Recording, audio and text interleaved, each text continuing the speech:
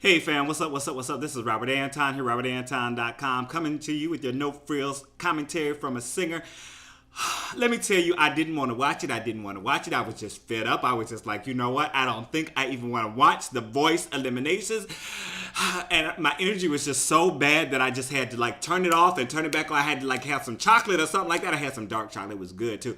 And I said, okay, let me go ahead and watch this voice because I know people are going to be looking to see what's going on and they're going to come over here and talk and chat with me about it.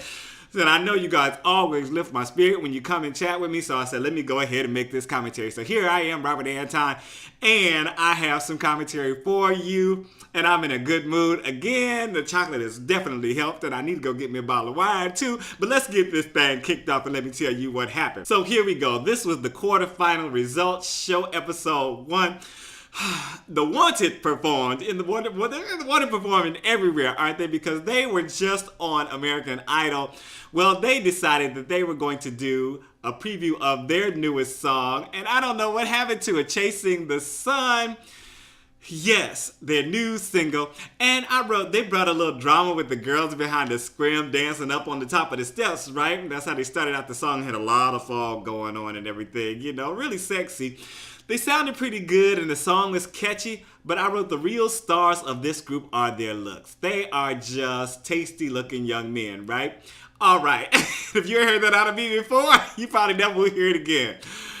TeamBlake joined them on stage for a few minutes near the end of the performance. And I didn't really hear any of their voices on this one, so I was thinking that maybe their mics were off again. All right, I'm over here about to choke to death trying to talk, right?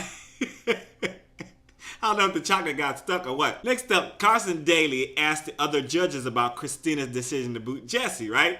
And he was talking about all the Twitter controversy and stuff that's been going on. And he asked, you know, the other judges to address it. Then he asked Christina to address it.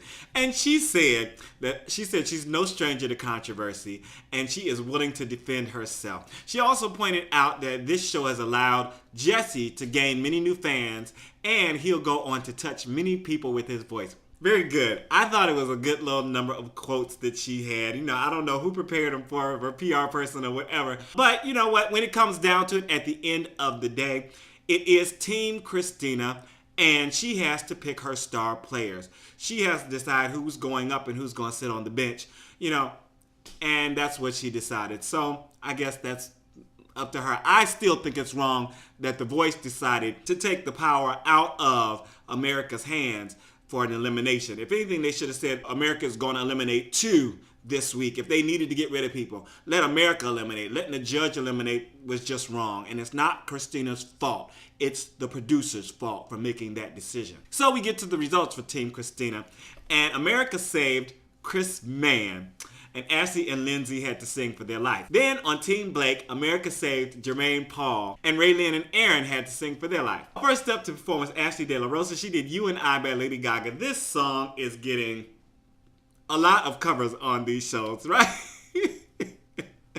So I wrote, she had a lot of spark and personality in this, but I think it was a little too big for her voice, and she came off shrill at the top. You know, sometimes at the bottom it seemed like it might have been a little bit too low, and then at the top she came off shrill. So I just, I wasn't crazy about it. I thought she performed the heck out of it as far as just the presentation and everything, but the voice, I thought maybe it was just a little too rangy for her. Lindsey Pavao did Please Don't Go by Mike Posner, and another strange arrangement from Lindsey. I liked a lot of her vocal, but I thought it was a little lazy for a save song. I also wrote she's kind of in her own lane with this one, just performing for the crowd, just doing what she does. I think she drew us in instead of like really, you know, putting it out there, which is sometimes a good thing. And she really got emotional at the end and she started tearing up and Christina started tearing up, you know. Yeah. They had been pushing this hashtag Bieber on The Voice on Twitter all night long because Justin Bieber was going to premiere his new video for Boyfriend on The Voice. And he was actually there. So he came out on stage and I wrote with his pants on the ground. I'm like, why does boy pull his pants up? Okay. And they showed a short preview from his video for Boyfriend.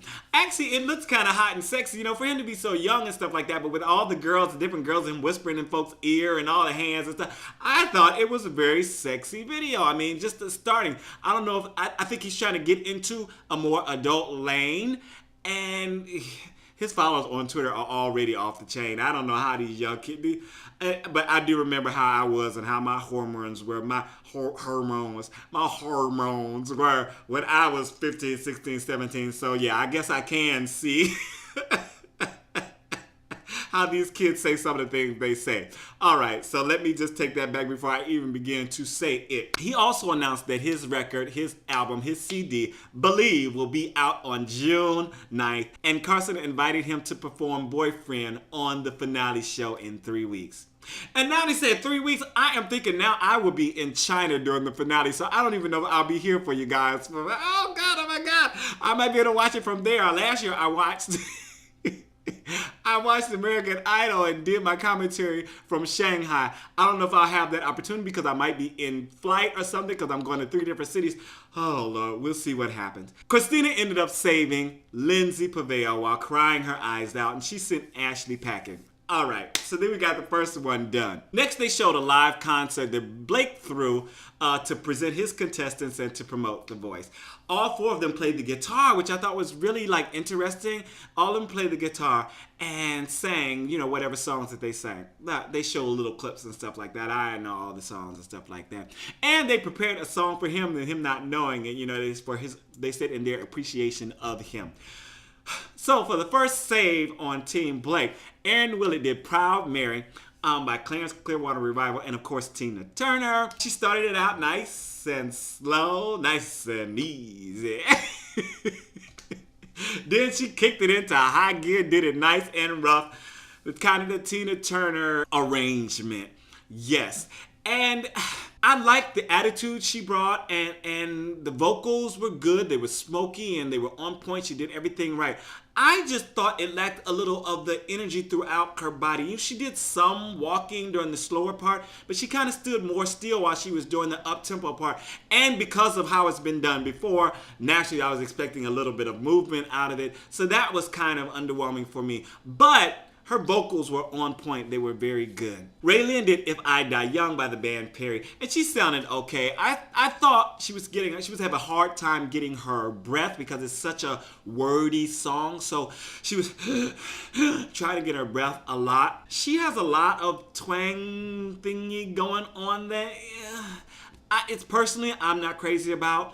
Some people might like that. So it's just, you know, the country twang thing is not really my thing. I also didn't see any connection to the lyric. So it was just an okay performance. It wasn't great for me. Yeah. So Blake decided to save Erin Willett. I thought that was a good choice. I thought it was a surprising choice because I did not think that he was going to let go of RaeLynn because she's the country girl and he's the country guy.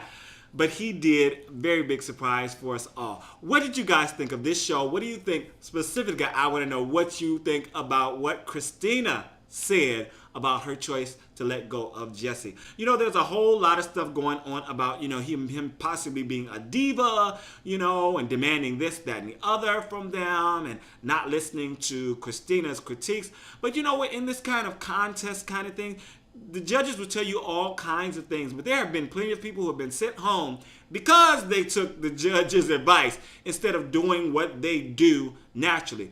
There's always a place, I think, for all of us to grow, but sometimes when someone's giving you advice, and I think I have this in a video in my So You Want to Be a Singer series, it's called Don't Waste the Advice. And basically what I'm talking about is when someone is giving you advice, you are coming to them for the advice.